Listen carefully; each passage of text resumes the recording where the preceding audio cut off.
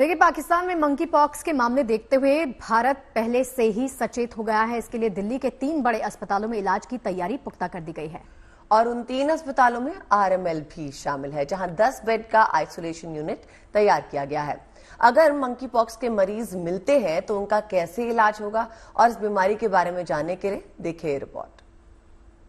अफ्रीकी देश कोंगो से निकली मंकी पॉक्स बीमारी जो है अब पूरी दुनिया में हाहाकार मचा रहे। बता दें आपको कि ये बीमारी वायरल जोनोसिस बीमारी है जो कि बहुत खतरनाक है। हालांकि पिछले जो पहले समय में स्मॉल पॉक्स होते थे, ये बीमारी उसी की तरह है लेकिन उससे कम खतरनाक है। बट इसकी जिस तरीके से तादाद बढ़ रही है भारत के अन्य देशों में, उसको देखकर अब भारत भी अपने पूरे अलर्ट मोड में आ गया है। और इस वक्त हम मौजूद है आरएमएल अस्पताल में, जहां पर अलग से मंकी पॉक्स के लिए यूनिट बनाया गया है कि जितने भी अगर कोई भी ऐसे संपर्क में कोई पेशेंट आता है जो डायग्नोस होता है इस चीज के साथ, तो उसको इस जगह पर रखा जाएगा। काफी आइसोलेशन रूम बनाना बेहद जरूरी है क्योंकि ये एक स्किन से रिलेटेड बीमारी है जो स्किन टू स्किन फैलती है। तो आइसोलेशन सबसे पहला चीज है जो कि ध्यान में रखना बहुत जरूरी है। हर एक अस्पताल के लिए नोडल ऑफिसर्स जो है बनाए गए हैं। डेजिग्नेटेड अगर अस्पताल की मैं बात करूं तो आरएमएल, लेडी हार्डिंग और सफदरजंग, ये 3 अस्पताल है। लेकिन इसकी पकड़ को देखते हुए सभी अस्पताल जो है इस वक्त अलर्ट मोड पर है और कोशिश ये की जा रही है कि अपने अपने तरीके से काम जो है पहले से कर सके। हमारे साथ आरएमएल ऑफिस हॉस्पिटल की नोडल ऑफिसर जो है बनाई गई है इस यूनिट के लिए।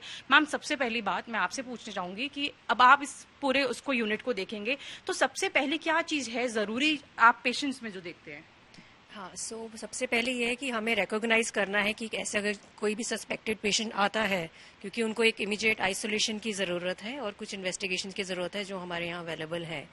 तो ऐसा रिकॉग्नाइज करना कि फीवर और कुछ स्किन रैशेज एक पर्टिकुलर तरह के इस बीमारी में एमपॉक्स में होते हैं, तो उनको रिकॉग्नाइज करके उन पेशेंट को इस यूनिट में लेकर आया जाए, सस्पेक्टेड केसेस को, फिर उनको कंफर्मेशन करी जाए जिसके टेस्ट पीसीआर टेस्ट हमारे यहाँ अवेलेबल है और फिर अकॉर्डिंगली उनको मैनेज करा जाए। प्रोसीजर रहेगा यहाँ पे अगर जब पेशेंट आता है तो ज्यादातर एमपॉक्स एक माइल्ड और सेल्फ लिमिटिंग कंडीशन ही होती है। माइल्ड सेल्फ लिमिटिंग मतलब वो अपने आप ही एक कोर्स, जैसे चिकन पॉक्स होता है हम कहते हैं बच्चों में, वो अपने आप ही ठीक हो जाएगा।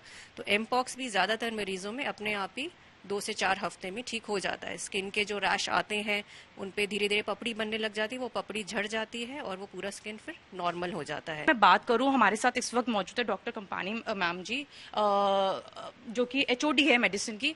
मैम, डेथ रेशो की अगर मैं एक बार बात करूं तो क्या रहता है? डेथ एग्जैक्टली हमें रेशियो इंसिडेंस नहीं मालूम है, बट डेथ बहुत कम लोगों में होती है, मोर्टेलिटी बहुत कम है। ज़्यादा केसेस जो है सेल्फ लिमिटेड, जैसे बताया, इन्फेक्शन होती है, स्किन में होती है और लीजन्स झड़ जाती हैं। बट रेयरली कॉम्प्लिकेशंस हो सकती हैं, कॉम्प्लिकेशंस ब्रेन में इन्फेक्शन हो सकती है, तो दैट इज़ वेरी रेयर। तो उसके लिए हम हॉस्पिटल में मॉनिटर करते हैं। नहीं तो बस isolation and supportive care, hydration, prevention of transmission from one patient to the other, and scabs, अगर oral ulcers हैं तो mouth gargles, antiseptic gel, और अगर infect हो जाती हैं lesions तो antibiotics देनी पड़ती हैं। otherwise supportive care is the main treatment।